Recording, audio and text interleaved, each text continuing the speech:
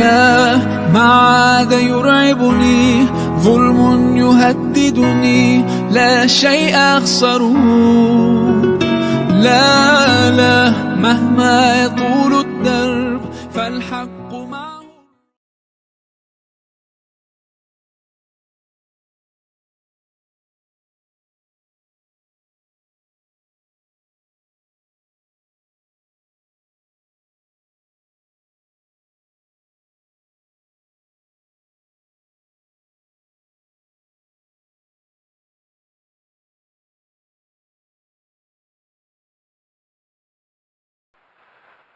اللهم صل على محمد وعلى آله وأصحابه أجمعين أما بعد. Jamaah rahimakumullah, kita ketemu kembali dalam kajian Rebu kedua pada bulan September ini. Yang tadi telah disampaikan bahwa tema kita yaitu wakaf dalam kajian fikih dan peraturan-peraturan yang ada di Indonesia. Akhir-akhir ini memang banyak kaum muslimin yang mempunyai kelebihan harta ingin menginfakkan hartanya atau sebagian hartanya itu melalui jalan wakaf. Karena menginfakkan harta atau mensedekahkan harta itu jalannya macam-macam. Ada sedekah biasa, memberi pada fakir miskin, itu namanya sedekah biasa. Ada sedekah jariah, kita urun untuk renovasi bagian dari masjid ini misalnya, itu sedekah jariah. Tapi ada juga yang ingin menginfakkan hartanya itu atau mensedekahkan hartanya itu dengan jalan wakaf. Ya. Oleh karena itu maka pada malam hari ini mari kita sejenak untuk mengkaji tentang wakaf ini. Supaya barangkali nanti ada di antara kita ya, yang punya kelebihan harta dan ingin melakukan sedekahnya dengan lewat wakaf ini, maka minimal sudah tahu cara-caranya gimana gitu. Ya. Makanya di sini nanti akan kita kaji secara fikihnya bagaimana dan aturan-aturan yang ada di Indonesia ini bagaimana. Ya, karena sudah ada undang-undang tentang wakaf itu sudah ada. Makanya judul besarnya atau tema besarnya dulu kajian yang untuk saya ya, yaitu tema besarnya adalah hukum Islam dalam hukum Indonesia. Ini salah satunya, wakaf ini termasuk dalam hukum Islam, tapi sudah masuk juga di dalam hukum Indonesia gitu.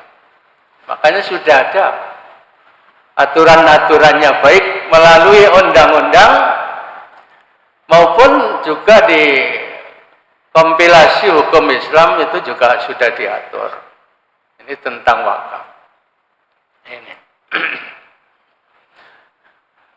Sebetulnya saya kemarin juga sudah ada tulisan tentang wakaf ini, tapi terlalu asik fikih. Ya. Maka di sini nanti kita akan mengkaji, ini adalah pedoman dari yang ditulis oleh Badan Wakaf Indonesia. Ini Jadi sudah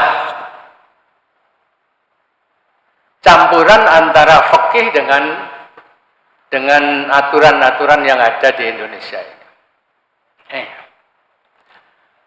Coba kita mulai dari sejarah wakaf.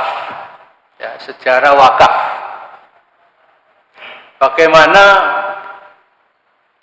sejarah singkat wakaf pada masa Rasulullah dan pada masa sahabat. Ini sejak masa Rasulullah itu sudah ada orang yang wakaf. Diteruskan pada masa sahabat juga sudah banyak yang wakaf. Pada khalifah-khalifah berikutnya,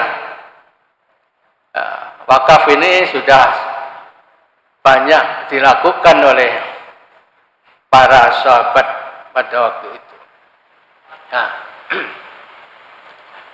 jadi di sini kalau kita baca dari teksnya, maka wakaf itu sudah dipraktekkan sejak masa Rasulullah, ya, masa Rasulullah.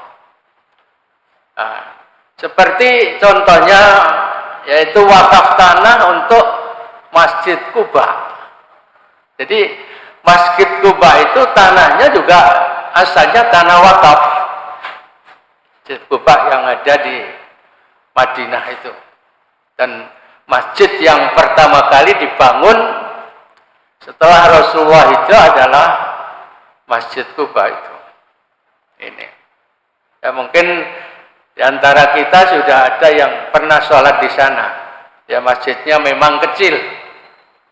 Kecil. Tidak seberapa besar tapi ramai karena setiap orang haji mungkin atau orang umroh yang mungkin mampir di sana. Ya, melihat mana Masjid Kuba itu dan minimal sholat tahiyatul masjid itu. Ini. Ya. Jadi ada juga wakaf kebun pada masa Rasulullah itu yang sudah sering saya sampaikan, yaitu kebun milik Abu Talha. Yang nama dari kebun itu yaitu Buhaira. Ya, Buhaira ini kebun yang paling dicintai, paling disenangi oleh Abu Talha. Paling senang. Tapi setelah turun ayat lan tanalul birra hatta tunfiqu mimma tuhibbun, kamu tidak mendapatkan kebajikan yang sempurna sehingga kamu menginfakkan sesuatu yang paling kamu senangi. Nah, ini karena Abu Talha itu merasa bahwa kebun itulah satu-satunya harta yang pada saat itu paling disenangi, maka Abu Talha mewakafkan itu. Nah, tapi wakafnya bukan untuk bangun masjid.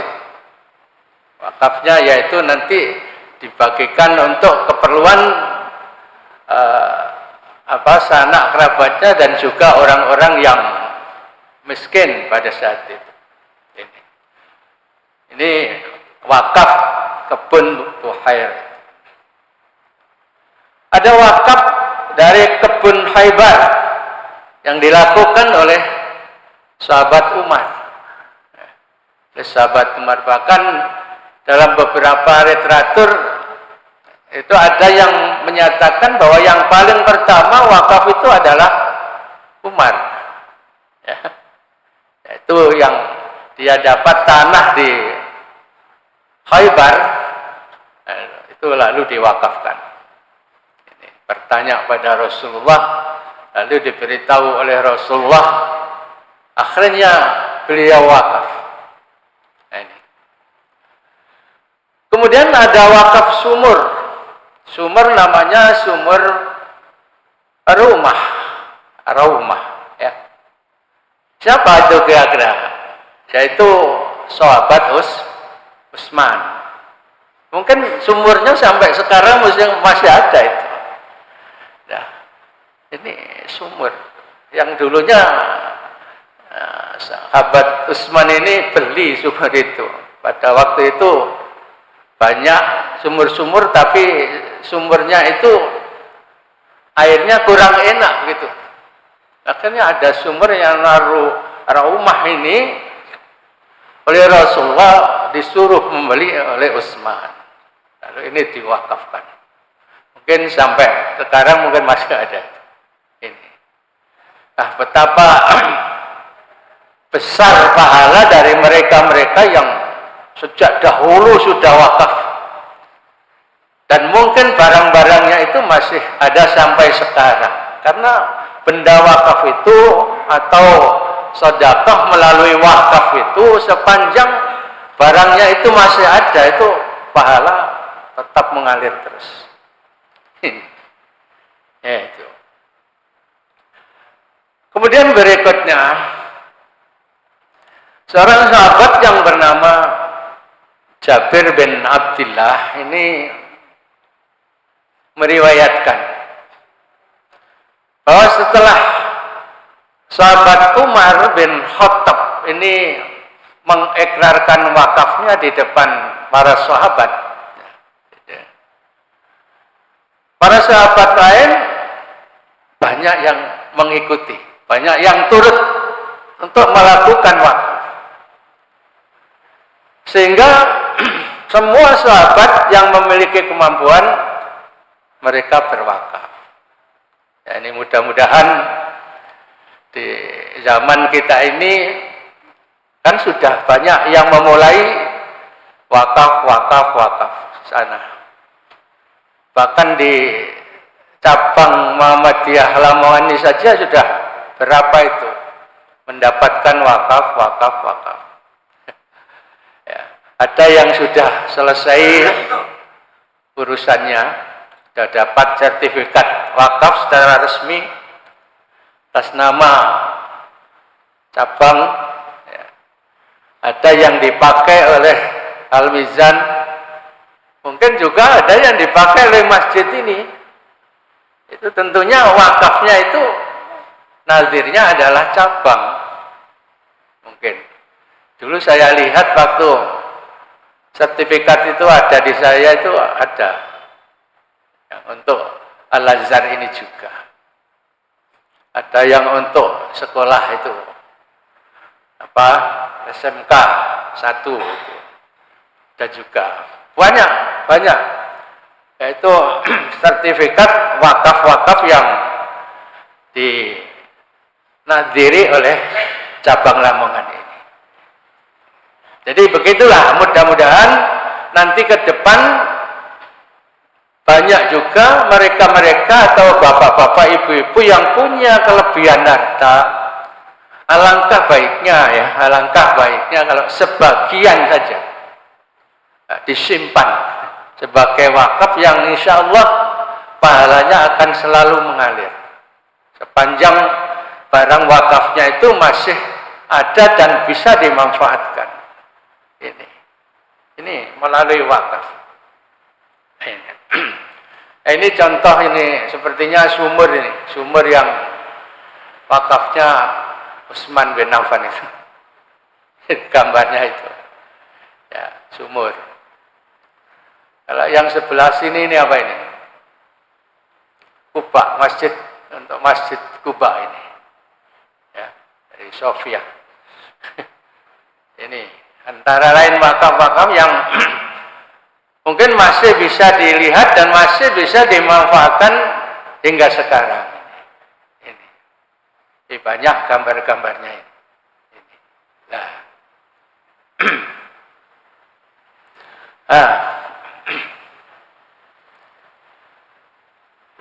Sampai dinasti Umayyah. Jadi setelah masa Rasulullah, masa sahabat, kan ada masa khalifah, Khulafaur Rasyidin. Kemudian setelah Khulafaur Rasyidin ada Khalifah Bani Umayyah, Bani Abbasiyah, ya. Dan sampai terakhir itu adalah Turki. Bani apa itu? Utsmani apa yang di Turki itu. Ini semua banyak melakukan praktek-praktek wakaf. Praktek-praktek wakaf.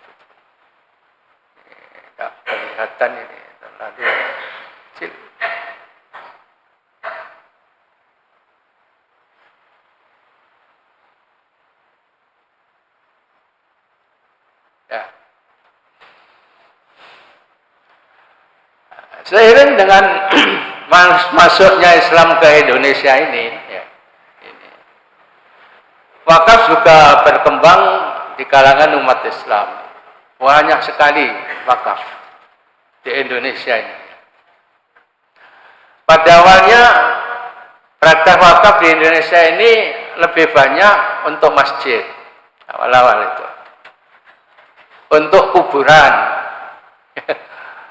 untuk pesantren, ya, seperti itu ya.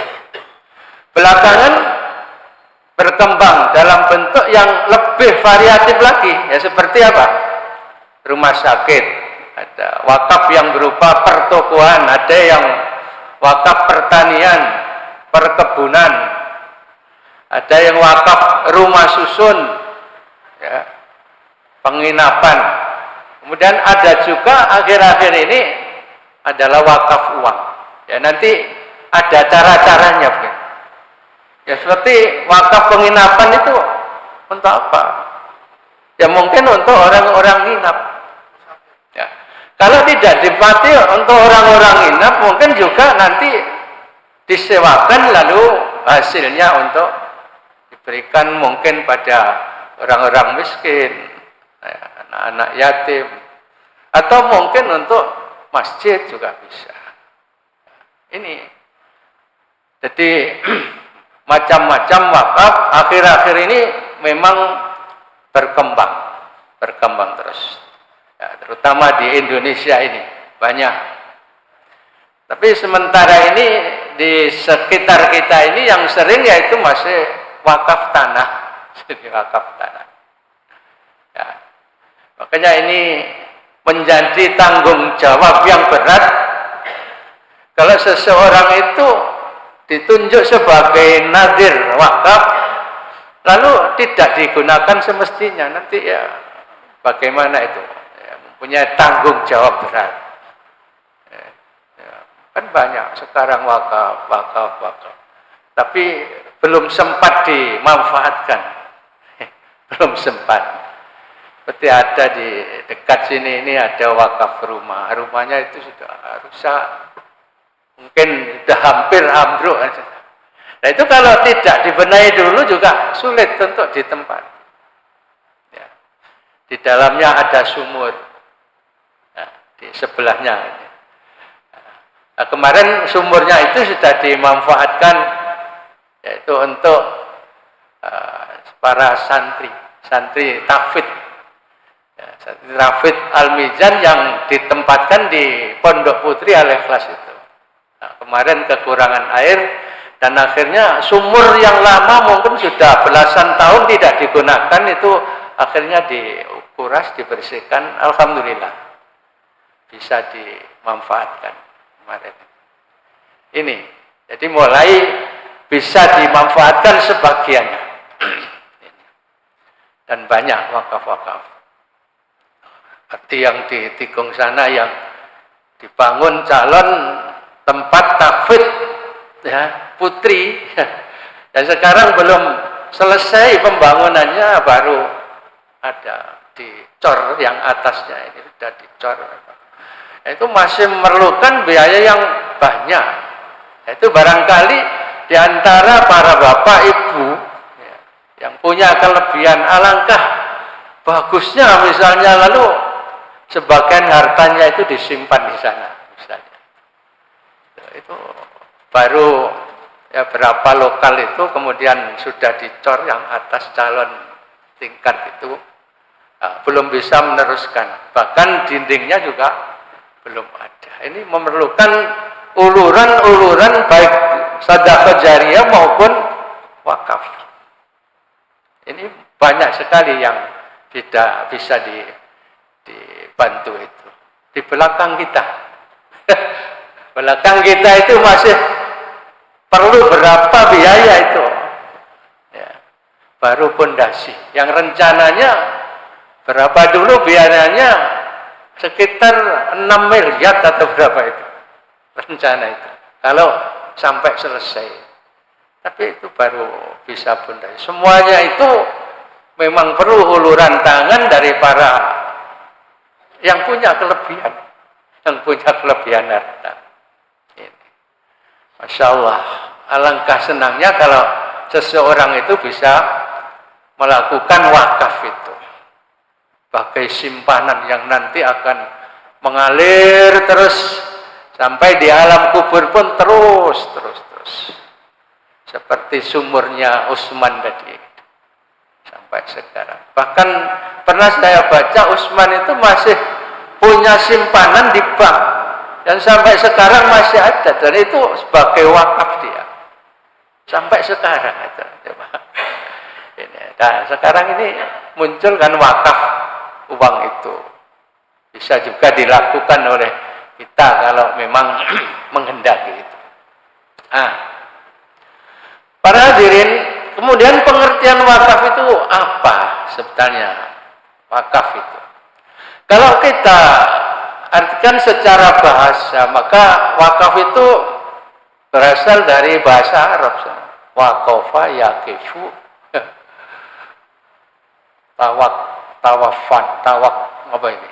tawakofan, ya, tawakofan. Wakaf dari bahasa Arab. Apa artinya? Artinya itu menahan. Jadi sebagian dari harta yang dimiliki tadi ditahan. Karena diserahkan kepada Allah. Ya.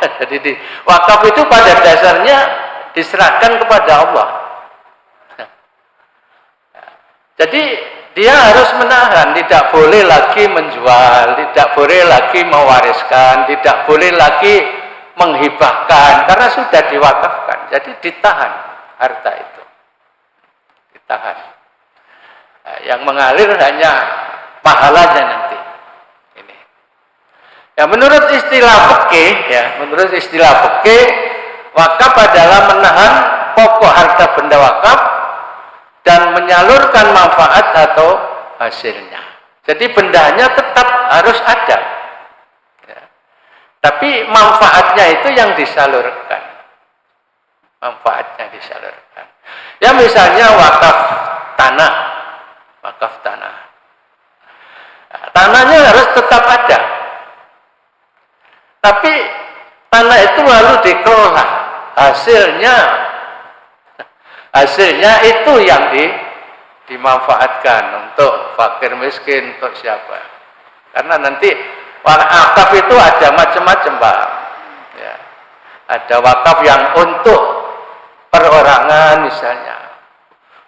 Wakaf dzuri misalnya. Ada wakaf yang untuk masjid, ini lain lagi. Nanti ada perinciannya di belakang. Jadi barangnya itu harus masih ada, tetap masih ada. Wakaf itu. Tanahnya itu selamanya harus ada. Misalnya tanah yang ditempati masjid ini kan selamanya masih ada, Pak. Tidak boleh dijual kecuali nanti ada pengecualian. Ya, tidak boleh. Wah, ini biyen waeku tak wakafno, saiki wis tak warisno nang anak putuku, tidak bisa itu. Karena tanah yang diwakafkan ini sudah menjadi milik Allah. Sudah diserahkan pada Allah. Biyen sak murah, saiki selarang tak dole ae. Tak jaluke tak dole, tidak bisa itu. Ini karena sudah diserahkan kepada Allah. Ini wakaf itu serahkan kepada Allah. Jadi bendanya tetap ada. Ini. Misalnya seorang wakaf toko misalnya, toko misalnya besar tokonya, lalu juga diberi modal di situ, sampai toko ini jalan terus. Maka toko dan modal itu harus tetap ada. Dari hasil toko itulah yang bisa dimanfaatkan. Apakah untuk masjid, apakah untuk pesantren, apakah untuk mungkin sekarang bisa berkembang untuk jalan raya misalnya. Karena juga penting untuk umat jalan raya itu. Untuk kuburan, untuk keperluan Jadi bedanya wakaf dengan kita hanya sekedar sedekah jariyah itu beda. Kalau kita memasukkan ya uang berapa 50.000 ya, di kotak itu, nanti lalu digunakan oleh takmir mungkin untuk renovasi macam-macam. Ya itu tetap sama, dia itu dapat pahala yang mengalir. Tapi namanya beda. Itu namanya sedekah jariyah. Karena apa? Uangnya tadi habis. Uangnya habis. Padahal wakaf itu barangnya harus tetap ada. Sekalipun dia itu wakaf uang, nanti ada caranya. Uangnya itu tetap ada di bank. Di bank. Ada bank-bank syariah yang ditunjuk untuk menerima wakaf uang ini. Tapi ada cara-caranya nanti. Dan ini memang insya Allah akan beberapa pertemuan. Jadi menahan pokok harta dan menyalurkan manfaat atau hasilnya. Jadi hasilnya tadi yang disalurkan. Jadi bendanya tetap. Tapi dari masalah pahalanya sama. Sedekah jariyah juga mengalir terus sampai dia masuk ke dalam kubur. Wakaf pun juga begitu, cuma bedanya kalau wakaf barangnya tetap utuh, kalau sedekah jariyah ya tidak harus utuh, dituku semen, dituku ya, digawe pengajian mungkin ya, yang memerlukan biaya itu untuk kemakmuran masjid juga ya.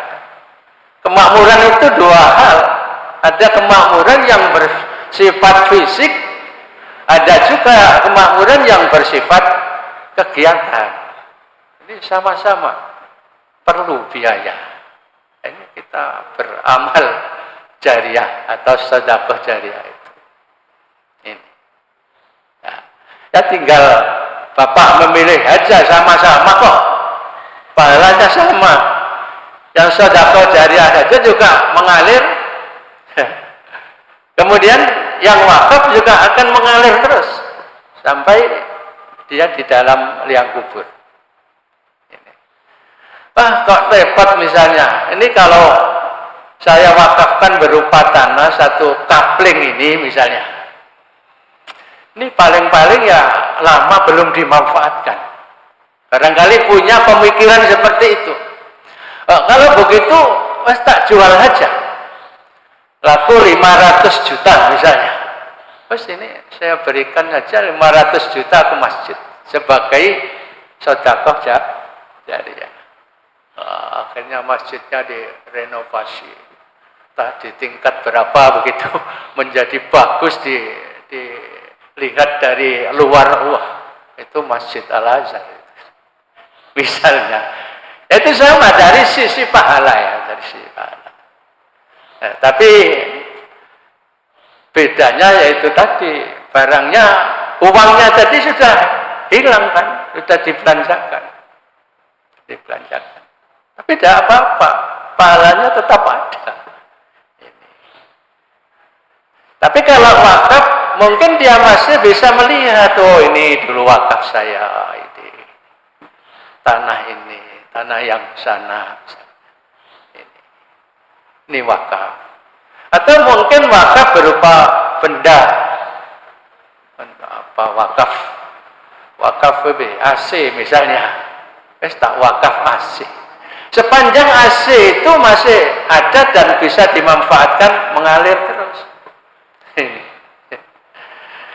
Dan wakaf itu Pak, ada yang untuk selamanya, ada juga yang berjangka waktu, gitu loh. Misalnya saya wakaf tanah saya ini, saya beri jangka waktu 10 tahun, bisa dimanfaatkan, diserahkan untuk wakaf 10 tahun. Nah, selama 10 tahun dia ini tidak boleh utik-utik tanah itu. 10 tahun biarkan. Nah, setelah 10 tahun itu sudah habis jangka waktunya, boleh diambil kembali. Itu namanya wakaf berjangka. Boleh itu. Ya. Toko saya ini, ya, ini modalnya sekarang ini di total misalnya sekian, 10 juta misalnya, toko kecil-kecilan, ya, sama bangunannya. Ini selama 20 tahun saya serahkan untuk apa? Pesantren atau apa? Ya, atau untuk fakir miskin juga bisa. Selama 20 tahun nanti hasilnya diberikan kepada fakir miskin. Ya. Banyak yang diberi bantuan. Ya itu boleh. Dalam jangka waktu 20 tahun. Untungnya itu menjadi wakafnya. Tapi nanti setelah 20 tahun bisa ditarik kembali. Toko bersama modalnya 10 juta. Ini bedanya wakaf yang selamanya dengan wakaf yang berjangka waktu. Ya, ini bisa pilih. Tapi nanti di sini ada keterangan kalau wakaf tanah itu katanya harus selamanya itu. Wakaf tanah, ada keterangan di sini. Ini untuk contoh membedakan antara wakaf untuk selamanya dan wakaf berjangka waktu. Nah, di sini diterangkan bahwa wakaf adalah perbuatan hukum wakif. Wakif itu orang yang berwakaf, ya. Untuk memisahkan dan atau menyerahkan sebagian harta benda miliknya untuk dimanfaatkan selamanya atau untuk jangka waktu tertentu. Nah ini ya, waktu tertentu boleh sesuai dengan kepentingannya. Yang penting digunakan untuk keperluan ibadah atau kesejahteraan umum, ya, menurut syariah. Nah ini ditulis dalam pasal 1 Undang-Undang nomor 41 tahun 2004. Ini undang-undang tentang wakaf. Jadi di sini sudah dikombinasi antara fikih dengan peraturan perundangan yang ada di Indonesia. Jadi sudah praktis ini. Kalau bapak-bapak membaca ini sampai selesai, insya Allah sudah tahu caranya bagaimana kalau saya itu mau wakaf, harus kemana. Ini ada caranya.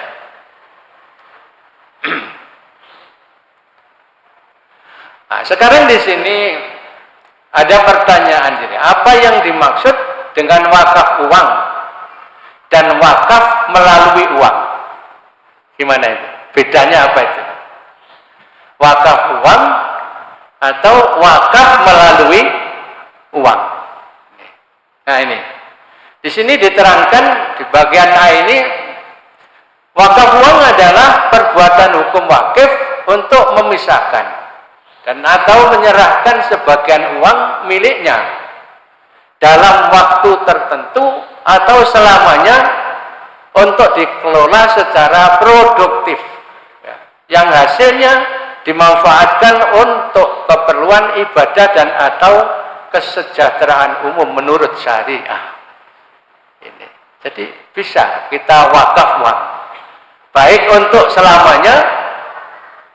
Jadi kita sudah tidak angen-angen lagi untuk mengambil, atau mungkin dalam jangka waktu. Ya, uangnya tetap utuh, modalnya tadi, tapi hasil yang telah mungkin diperdagangkan atau diapakan, itu hasilnya itu yang diberikan pada fakir miskin atau kepentingan umum. Nah, nanti modalnya itu bisa ditarik kembali. Itu namanya wakaf berjangka. Tapi kalau sudah selamanya ya tidak usah diangen-angen lagi. Ya. Tapi kalau wakaf melalui uang adalah perbuatan hukum wakif untuk memisahkan atau menyerahkan sebagian uang miliknya yang digunakan langsung untuk mengadakan harta benda wakaf bergerak maupun tidak bergerak untuk keperluan ibadah dan atau kesejahteraan umat. Ini ya saya bayar uang sekian, tapi ada caranya nanti. Bayar uang sekian. Nah, lalu uang itu dibelikan benda yang bisa diwakafkan.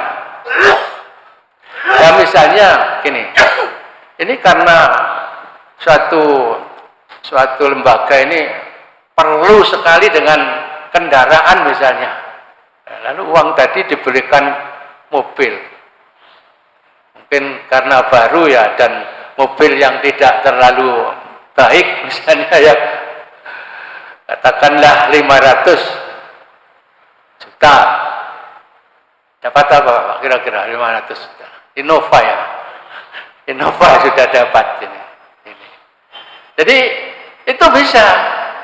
Uangnya dibelikan, lalu mobilnya tadi diwakafkan. Tapi karena mobil ini biasanya bisa rusak Pak, ya tidak bisa selamanya. Mungkin diberi jangka waktu berapa? Jangka waktu katakanlah 20 tahun misalnya.